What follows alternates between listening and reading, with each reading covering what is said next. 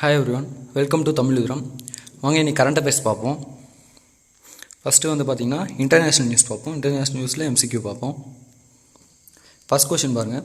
Which nation has announced its intention of withdrawing itself from the open skies treaty? அது open ஸ்கைஸ்ன்றது ஒரு treaty, ஒரு agreement, ஒரு group of countries சேர்ந்து ஒரு அக்ரிமெண்ட் போட்டிருப்பாங்க.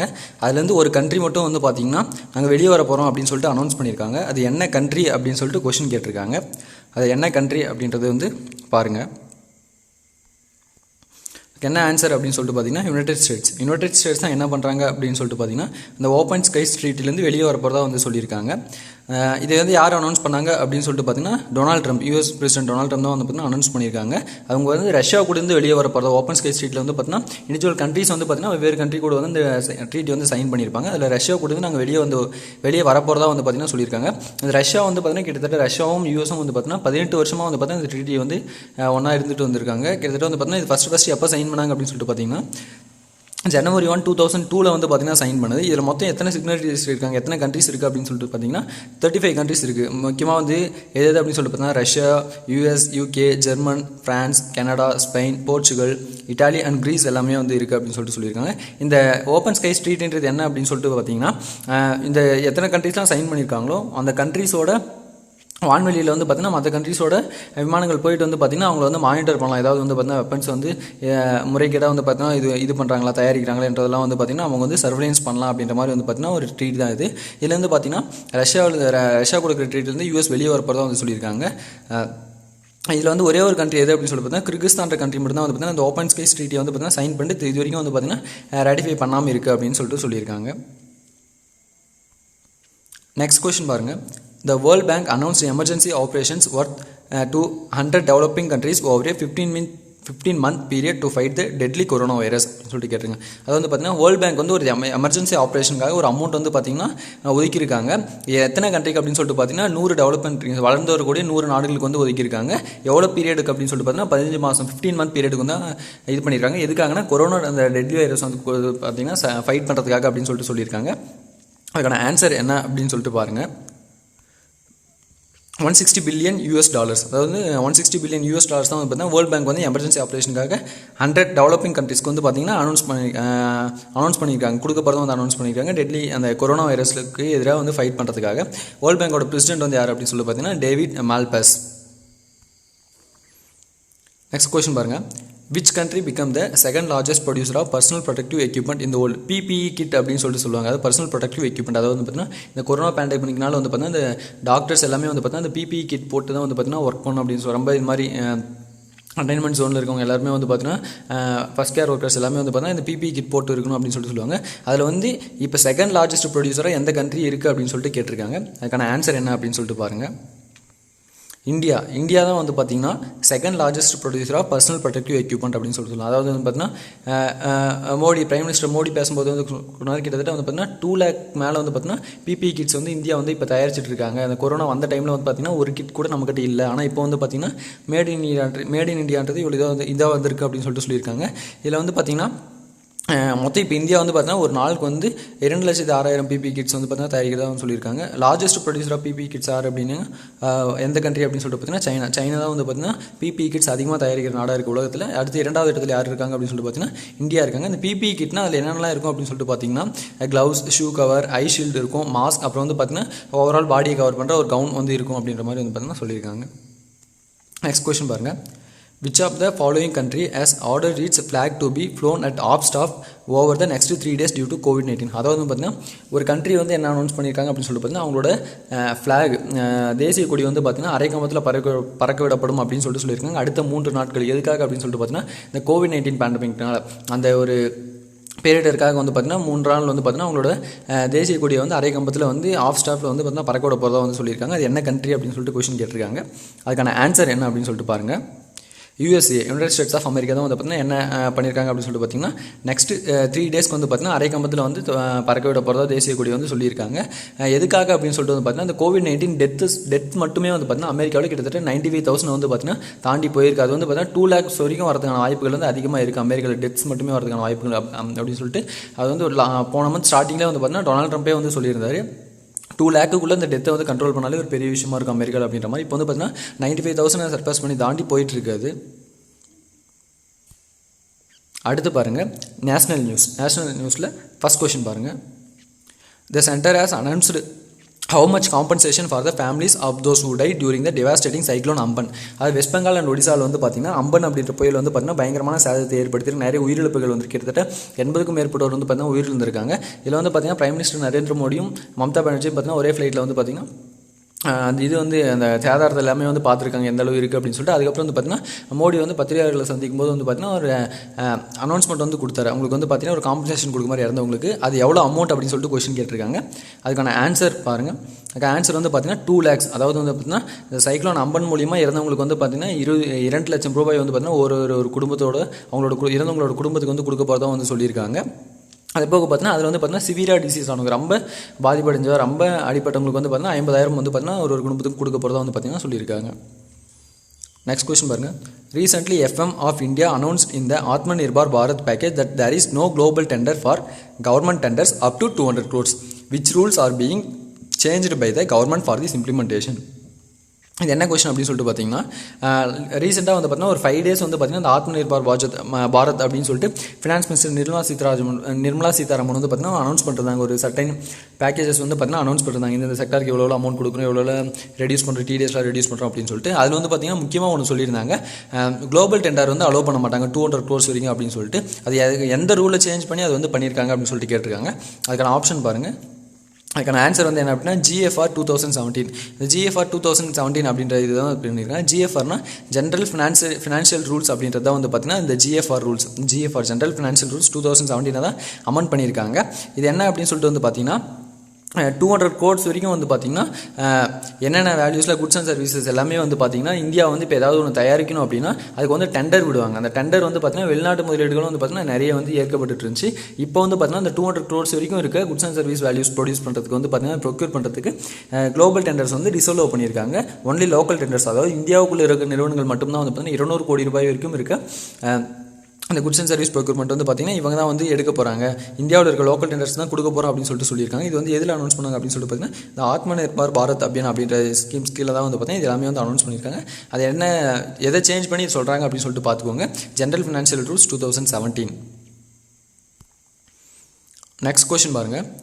Which area of India to be declared ecologically sensitive area soon. அதாவது இந்தியாவில் வந்து பார்த்தீங்கன்னா நிறைய வெரைட்டி ஆஃப் ஏரியாஸ் இருக்குது. அதில் வந்து பார்த்தீங்கன்னா ஒரு குறிப்பிட்ட ஏரியாவை வந்து எக்காலஜிக்கல் சென்சிட்டிவ் ஏரியாவாக கூடிய சீக்கிரம் வந்து அறிவிக்க போகிறதா வந்து அனௌன்ஸ் பண்ணியிருக்காங்க. அது என்ன ஏரியா அப்படின்னு சொல்லிட்டு கேட்டிருக்காங்க. அதுக்கான ஆன்சர் என்ன அப்படின்னு சொல்லிட்டு பாருங்கள்.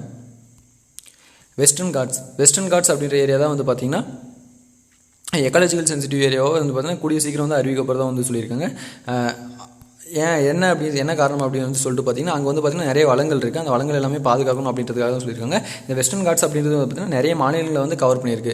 எக்ஸாம்பிள் எது அப்படின்னு சொல்லிட்டு பார்த்தீங்கன்னா கர்நாடகா, கேரளா, மகாராஷ்டிரா, கோவா, தமிழ்நாடு, குஜராத் அப்படின்னு சொல்லிட்டு அந்த பார்டரில் இருக்க எல்லா ஸ்டேட்ஸுமே வந்து பார்த்திங்கன்னா இதில் வந்து கவர் ஆகிருக்கு. இது வந்து யார் அனௌன்ஸ் பண்ணாங்க அப்படின்னு சொல்லிட்டு பார்த்தீங்கன்னா யூனியன் மினிஸ்டர் பிரகாஷ் ஜவடேகர் தான் வந்து பார்த்திங்கன்னா ஸ்டேட் கவர்மெண்ட் கூட சீஃப் மினிஸ்டர்ஸ் கூட வந்து ஒரே வீடியோ கான்ஃபரன்ஸில் வந்து பார்த்திங்கன்னா ஆலோசனை பண்ணி இது பண்ணியிருக்காங்க.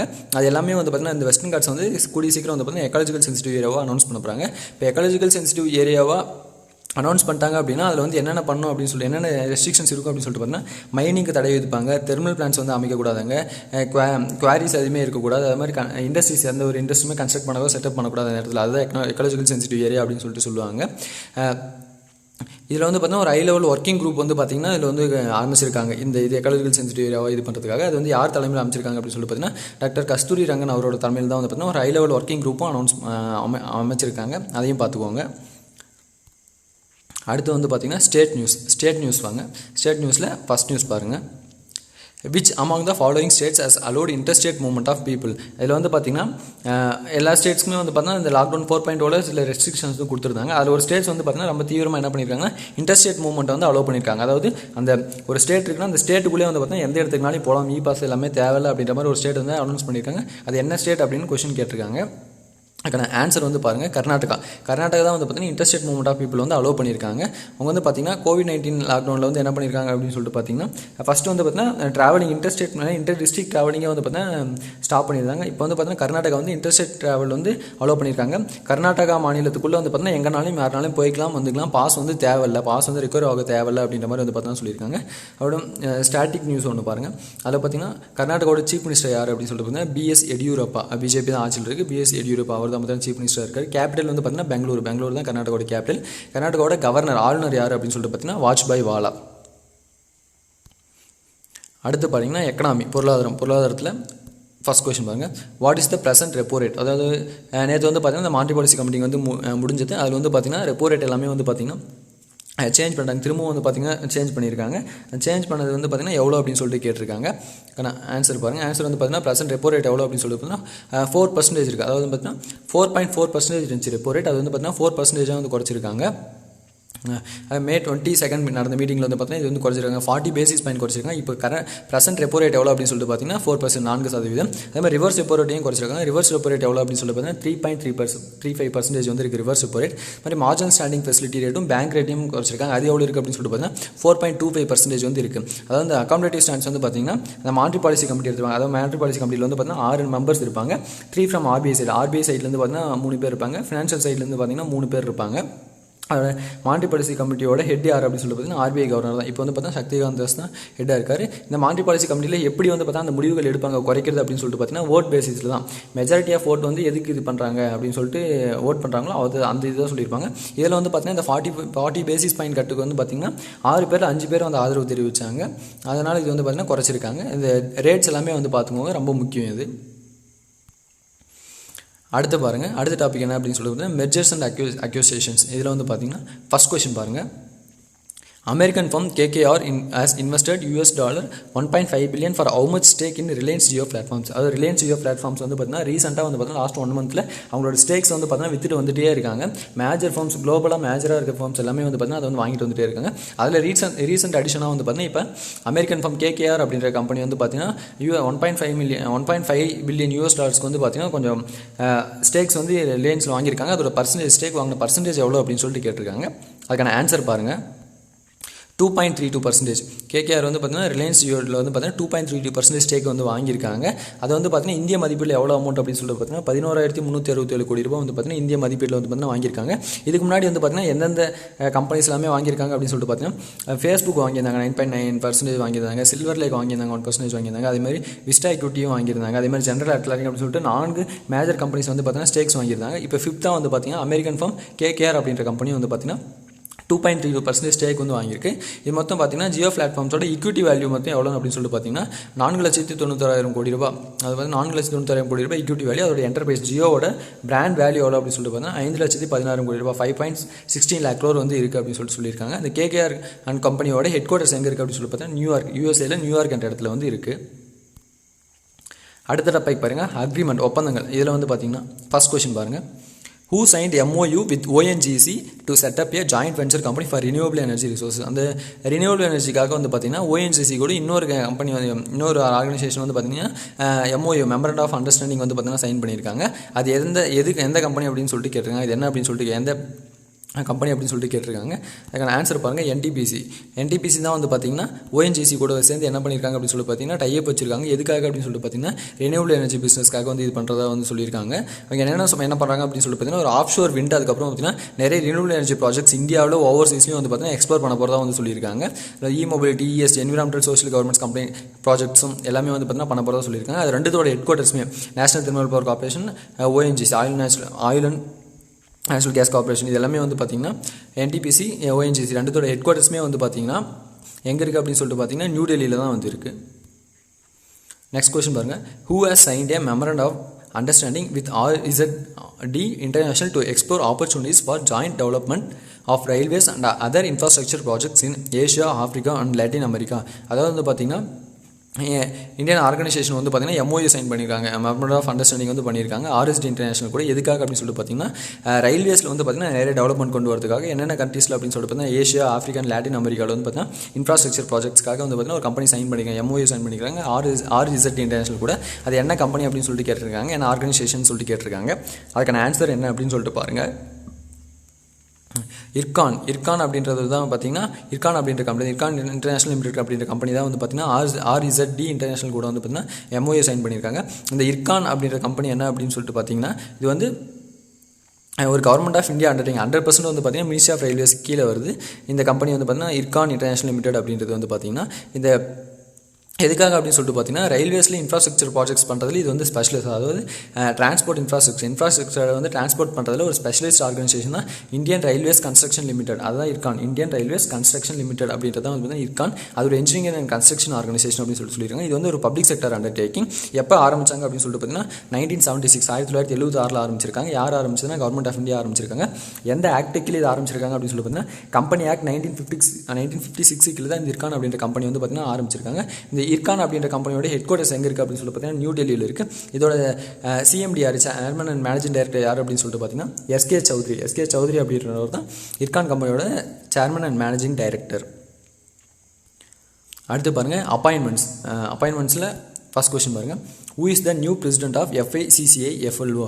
FICCI-FLOட புது பிரசிடெண்ட்டாக யார் அப்பாயின் பண்ணியிருக்காங்க அப்படின்னு சொல்லிட்டு கொஸ்டின் கேட்டிருக்காங்க. அதுக்கான ஆன்சர் வந்து பாருங்கள் ஜக்னபி பூகான் அப்படின்றவர் தான் வந்து பார்த்தீங்கன்னா FICCI-FLOட புது பிரசிடென்ட். FICCI என்ன அப்படின்னு சொல்லிட்டு பார்த்தீங்கன்னா Federation of Indian Chambers of Commerce and Industry அப்படி தான் FICCI அப்படின்றது. அதோட FLO அப்படின்னா FICCI லேடிஸ் ஆர்கனைசேஷன் தான் FLO அப்படின்னு சொல்லிட்டு சொல்லுவாங்க. FICCIயோட லேடிஸ் ஆர்கனைசேஷன் தான் FLO அப்படின்னு சொல்லிட்டு சொல்லுவாங்க. அந்த FICCI-FLOவோட பிரசிடெண்ட்டாக யார் அப்பாயின் பண்ணியிருக்காங்க அப்படின்னு சொல்லிட்டு பார்த்தீங்கன்னா ஒரு அசாமை சேர்ந்த ஆண்டர்பனர். அவரோட பேர் வந்து பார்த்தீங்கன்னா ஜக்னபி பூகான் அப்படின்றவர் தான் பார்த்தீங்கன்னா புது பிரசிடெண்ட்டாக அப்பாயின் பண்ணியிருக்காங்க. பூகான் வந்து பார்த்தீங்கன்னா அந்த FICCI-FLOவோட லேடிஸ் ஆர்கனைசேஷனோட 37th நேஷனல் பிரசிடெண்ட்டாக அவர் வந்து பதவி இருக்க போகிறார். அவர் நேம் பார்த்துக்கோங்க ஜக்னபி பூகான் அப்படின்றது. இதுக்கு முன்னாடி யார் இருந்தாங்க அப்படின்னு சொல்லி பார்த்தீங்கன்னா அர்ஜிந்தர் கவுர் தல்வார் அப்படின்றது வந்து பார்த்தீங்கன்னா FICCI-FLOவோட பிரசிடெண்ட்டாக இருந்தார். FICCI-FLOவோட ஹெட் ஆஃபீஸ் எங்கே இருக்குது அப்படின்னு சொல்லி பார்த்தீங்கன்னா நியூ டெல்லியில் இருக்குது. அதை பார்த்துக்கோங்க. அடுத்து பாருங்கள் பேங்கிங். ஃபர்ஸ்ட் கொஸ்டின் பாருங்கள். What is the amount extended by RBI to the Exim bank to help meet its foreign currency resource requirement? RBI வந்து பார்த்தீங்கன்னா எக்ஸிம் பேங்க் ஒரு குறிப்பிட்ட அமௌண்ட் வந்து பார்த்தீங்கன்னா எக்ஸ்டெண்ட் பண்ணியிருக்காங்க, அதிகமாக கொடுக்க போகிறதா சொல்லியிருக்காங்க. எதுக்காக அப்படின்னு சொல்லிட்டு பார்த்தீங்கன்னா எக்ஸிம் பேங்க் தான் வந்து பார்த்தீங்கன்னா எக்ஸ்போர்ட் இம்போர்ட் பேங்க் அப்படின்னு சொல்லிட்டு சொல்லுவாங்க. அதனால் ஃபாரின் கரன்சி ரிசோர்ஸஸ் வந்து அதுக்கு நிறைய தேவைப்படும். அதை வந்து மீட் பண்ணுற வகையில் வந்து பார்த்தீங்கன்னா எக்ஸ்டெண்ட் பண்ணியிருக்கா வந்து சொல்லியிருக்காங்க இந்த COVID-19 பேண்டமிக்னால. அது எவ்வளோ அமௌண்ட் அப்படின்னு சொல்லிட்டு கேட்டிருக்காங்க. அதுக்கான ஆன்சர் என்ன அப்படின்னு சொல்லிட்டு பாருங்கள். 15,000 crore. அதாவது எக்ஸ்போர்ட் இம்போர்ட் பேங்க் ஆஃப் இந்தியாவுக்கு வந்து பார்த்தா RBI வந்து எவ்வளோ எக்ஸ்டெண்ட் பண்ணியிருக்காங்கன்னா 15,000 கோடி ரூபா வந்து பார்த்தீங்கன்னா எக்ஸ்டெண்ட் பண்ணியிருக்காங்க அமௌண்ட்டு. என்ன ரீசன் அப்படின்னு வந்து சொல்லிட்டு பார்த்தீங்கன்னா எக்ஸ்போர்ட் இம்போர்ட் பேங்க் ஆஃப் இந்தியான்றது வந்து பார்த்தீங்கன்னா இந்த இந்தியாவுக்கும் மற்ற நாடுகளுக்கும் எக்ஸ்போர்ட் இம்போர்ட் ப்ராசஸ் நடக்கிறதுல வந்து பார்த்தீங்கன்னா முக்கிய பங்காற்றுறது ஃபாரின் கரன்சியில். அதனால் வந்து பார்த்தீங்கன்னா அதுக்கு வந்து 15,000 crore வந்து பார்த்தீங்கன்னா அடுத்த 90 டேஸ்க்கு வந்து பார்த்தீங்கன்னா இது வந்து ஒதுக்கியிருக்காங்க. 15,000 கோடி ரூபா வந்து பார்த்தீங்கன்னா லைன் ஆஃப் கிரெடிட் வந்து கொடுத்துருக்காங்க எக்ஸிம் பேங்க்குக்கு. அடுத்த 90 டேஸில் வந்து பார்த்தீங்கன்னா அந்த ஃபாரின் கரன்சி ரிசோர்ஸை வந்து மீட் பண்ணுறதுக்காக. இதுதான் என்ன அப்படின்னு சொல்லிட்டு பார்த்தீங்கன்னா export import bank of India வந்து பார்த்தீங்கன்னா எக்ஸ்போர்ட் இம்போர்ட்டர்ஸ்க்கு வந்து பார்த்தீங்கன்னா கண்ட்ரியோட இன்டர்நேஷனல் ட்ரேடை வளர்க்குறதுக்காக பார்த்தீங்கன்னா ரொம்ப ஹெல்ப் பண்ணிட்டு இருக்கு அப்படின்னு சொல்லியிருக்காங்க. எக்ஸிம் பேங்கோட ஹெட் குவார்ட்டர்ஸ் வந்து எங்கே இருக்குது அப்படின்னு சொல்லிட்டு பார்த்தீங்கன்னா மும்பையில் இருக்குது. அதோட CEO chief executive officer Exim bank யார் அப்படின்னு சொல்லிட்டு பார்த்தீங்கன்னா டேவிட் ராஜ்குன்கா அப்படின்றவர் தான் வந்து பார்த்தீங்கன்னா எக்ஸிம் பேங்கோட CEO. நெக்ஸ்ட் கொஸ்டின் பாருங்கள். According to RBI industrial production decrease by dash in March. அதாவது RBIயோட ரேட்டிங் படி இந்தியாவோட இண்டஸ்ட்ரியல் ப்ரொடக்ஷன் எவ்வளோ டிக்ரீஸ் ஆகிருக்கு மார்ச்சில் அப்படின்னு சொல்லிட்டு கேட்டிருக்காங்க. அதுக்கான ஆன்சர் வந்து பாருங்கள் 17%.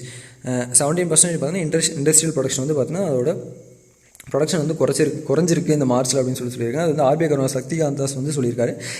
இந்தியாவோட இண்டஸ்ட்ரியல் ப்ரொடக்ஷன் வந்து பார்த்தீங்கன்னா மார்ச்சில் மட்டும் 17% குறைஞ்சிருக்கு. அதில் வந்து பார்த்திங்கன்னா 8 கோடி இண்டஸ்ட்ரீஸ் 8 கோடி நிறுவனங்களோட ப்ரொடக்ஷன் வந்து பார்த்தீங்கன்னா 6.5% டிக்ரீஸ் ஆகிருக்கு. அதே மாதிரி பார்த்தீங்கன்னா மேனுஃபேக்சரிங்கும் வந்து பார்த்திங்கன்னா 21% பார்த்தீங்கன்னா குறைஞ்சிருக்கு. அதாவது அவுட்புட்னா ஃபைனல் ப்ராடக்ட் வெளியில் வருது 6.5% குறைஞ்சிருக்கு. மேனுஃபேக்சரிங் அவங்களோட உற்பத்தியே வந்து பார்த்திங்கன்னா 21% குறைஞ்சிருக்கு அப்படின்னு சொல்லியிருக்காங்க. இதில் முக்கியமான கோர் செக்டர்ஸ்லையும் இது வந்து பார்த்தீங்கன்னா குறைஞ்சிருக்கு அப்படின்னு சொல்லியிருக்காங்க. கோர் செக்டர்ஸ் இந்தியாவோட எது அப்படின்னு சொல்லிட்டு பார்த்தீங்கன்னா India coal, crude oil, natural gas, refinery product, fertiliser, steel, cement, electricity இது எல்லாமே வந்து பார்த்தீங்கன்னா இந்தியாவோட கோர் செக்டார்ஸ். நெக்ஸ்ட் கொஸ்டின் பாருங்கள். In which life insurance company IRDAI approves Union Bank to continue with its 30% holding அப்படின்னு சொல்லிட்டு ஒரு லைஃப் இன்சூரன்ஸ் கம்பெனியோட IRDAI வந்து யூனியன் பேங்க் வந்து பார்த்திங்கன்னா 30% ஹோல்டிங் வச்சுக்கலாம் அப்படின்னு சொல்லிட்டு insurance regulatory and development authority of India IRDAI வந்து அப்ரூவ் பண்ணியிருக்காங்க. அது எந்த லைஃப் இன்சூரன்ஸ் கம்பெனி அப்படின்னு சொல்லிட்டு கேட்டிருக்காங்க.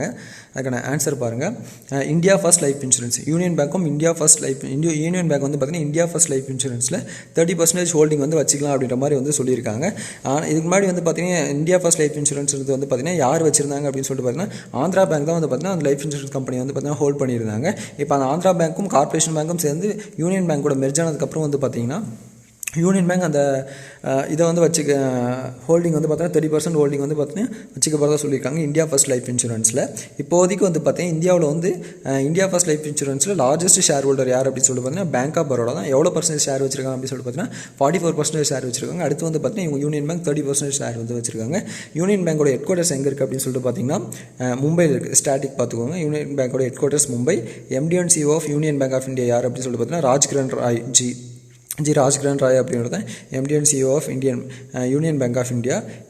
இந்தியா ஃபர்ஸ்ட் லைஃப் இன்சூரன்ஸ் கம்பெனியோட ஹெட் குவார்ட்டர்ஸும் எங்கே இருக்குது அப்படின்னு சொல்லி பார்த்தீங்கன்னா மும்பையில் தான் இருக்குது. அதோட MD and CEO India first life இன்சூரன்ஸோட MD and CEO யார் அப்படின்னு சொல்லிட்டு பார்த்தீங்கன்னா RM விஷாகா அப்படின்றவங்க தான் வந்து பார்த்தீங்கன்னா இந்தியா ஃபர்ஸ்ட் லைஃப் இன்சூரன்ஸோட MD and CEO.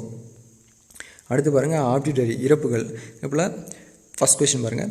4-time Grand Slam singles champion Ashley Cooper passed away recently at the age of 33. His only loss in 1958 came in which Grand Slam tournament? அதாவது பார்த்தீங்கன்னா 4 time Grand Slam win பண்ண Ashley Cooper ஆஸ்திரேலியாவை சேர்ந்த இவர் வந்து பார்த்தீங்கன்னா இறந்துட்டார் 83 வயசில். இவர் வந்து பார்த்தீங்கன்னா 1958 3 Grand Slam டோர்னமெண்ட் வந்து வின் பண்ணார். அது மொத்தம் French open, US open, Australian open, Wimbledon அப்படின்னு சொல்லிட்டு 4 Grand Slam இருக்கும். அதில் வந்து பார்த்தீங்கன்னா 3 Grand Slam டோர்னமெண்ட் வந்து பார்த்தீங்கன்னா இவர் வந்து வின் பண்ணார். ஒன்றுத்தில் வந்து பார்த்தீங்கன்னா தோத்துட்டார். அந்த ஒன்று தோத்தது வந்து எந்த டோர்னமெண்ட் அப்படின்னு சொல்லிட்டு கேட்டிருக்காங்க. ஆன்சர் வந்து பார்த்தீங்கன்னா ஃப்ரெஞ்ச் ஓப்பனில் வந்து பார்த்தீங்கன்னா அந்த வருஷம் நடந்த 1958 நடந்த Grand Slams ஃப்ரெஞ்ச் ஓப்பனில் மட்டும்தான் அவர் வந்து இறந்துருக்காரு. வீழ்ந்திருக்காரு அப்படின்னு சொல்லிட்டு இதில் வந்து பார்த்திங்கன்னா அவர் வந்து வேர்ல்டு நம்பர் 1 இருந்திருக்காரு. 4 டைம் வந்து பார்த்தீங்கன்னா Grand Slam சிங்கிள்ஸ் சாம்பியன் அடிச்சிருக்காரு. 4 டைம் வந்து பார்த்தீங்கன்னா டபுள்ஸ்லையும் Grand Slam வந்து வின் பண்ணியிருக்காரு. அவர் வந்து பார்த்தீங்கன்னா 83 வயசில் வந்து பார்த்தீங்கன்னா இறந்துட்டார். அந்த 1958 வந்து பார்த்தீங்கன்னா இவர் வந்து Australian open, Wimbledon, US சாம்பியன்ஷிப்னு 3 Grand Slam win பண்ணார். ஃப்ரெஞ்ச் ஓப்பன் மட்டும் அவர் வந்து வின் பண்ணல. இவர் வந்து பார்த்தீங்கன்னா ஆஸ்திரேலியாவை சேர்ந்தவர். அவர் வந்து இறந்துட்டாங்க. அவர் நேம் வந்து பார்த்துக்கோங்க. இது மாதிரி கொஷின்ஸும் வந்து கொஞ்சம் ட்ரிக்கியாக கேட்குறதுக்கு இது மாதிரியும் கேட்கலாம். ஓகே, இன்றைக்கான ஃப்ரீ டெஸ்ட் சீரிஸ் குவிசஸ் வந்து என்னென்ன அப்படின்னு சொல்லிட்டு பார்த்துக்கோங்க. ஃபஸ்ட்டு வந்து பார்த்தீங்கன்னா டிப்ரூ சைக்கோவா நேஷனல் பார்க். செகண்ட் வந்து பார்த்தீங்கன்னா கொனார்க் சன் டெம்பிள். தேர்ட் வந்து ரயில் போட் போட். ஃபோர்த் வந்து பார்த்தீங்கன்னா new vice president and chief economist of World Bank. இது எல்லாமே வந்து பார்த்தீங்கன்னா நேற்றே வந்து கரண்ட் அஃபேர்ஸில் வந்து பார்த்துருப்போம். லாஸ்ட் வீக் வந்து பார்த்தீங்கன்னா இந்த ஃப்ரீ டெஸ்ட் சீரிஸ் குவிசஸ் வந்து பார்த்தீங்கன்னா ஒரு சில நாள் வந்து பார்த்தீங்கன்னா ஒழுங்காக போட முடியல. பட் இனிமேல் ரெகுலராக இருக்கும். கரெக்டாக கமெண்ட் பண்ணுங்கள். இது 4த்துக்குமான ஆன்சர்ஸ் வந்து பார்த்தீங்கன்னா கரெக்டாக கமெண்ட் பண்ணுங்கள். யார் வந்து எஃபிஷியண்ட்டாக பண்ணுறாங்களோ அவங்களுக்கு வந்து பார்த்தீங்கன்னா ஃப்ரீ டெஸ்ட் சீரிஸ் வந்து பார்த்தீங்கன்னா கண்டிப்பாக கிடைக்கும். All the best to all. Thank you. இந்த வீடியோ பிடிச்சிருந்தால் லைக் பண்ணுங்கள், ஷேர் பண்ணுங்கள். தமிழ் கிராமம் மறக்காமல் சப்ஸ்கிரைப் பண்ணுங்கள். நன்றி.